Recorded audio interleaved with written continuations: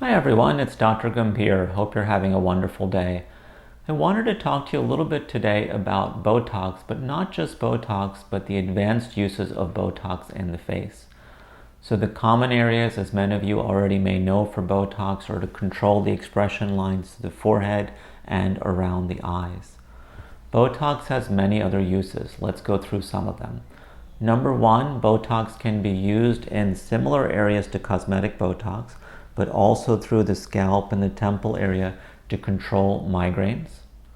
Botox can be used also in the temporomandibular areas or for TMJ pain. So it controls basically excessive teeth grinding at night and the shooting pain that emerges from that going up into the temples. Botox can also be used in the lip area to control lip lines and preventing the production of those lip lines.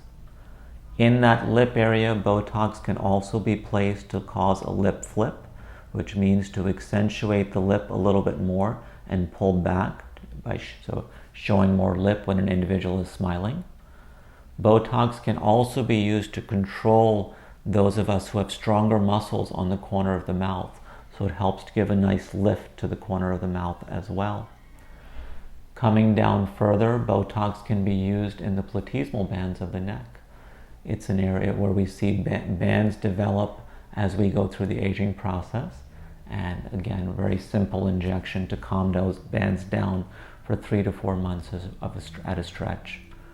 We've also used Botox basically for muscles of the back. So people who have a lot of back pain, shoulder pain, Botox can be used in slightly larger doses to relax those muscles as well. Botox can also be used for what we call hyperhidrosis or excessive sweating.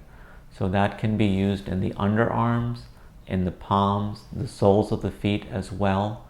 Botox placed in those areas can often control sweating for 6 months plus at a time. Specifically for the underarms, those who are interested in sweating control, there are other procedures such as mirror dry, which also give longer term control or lifetime control of sweating as well. Thanks for listening.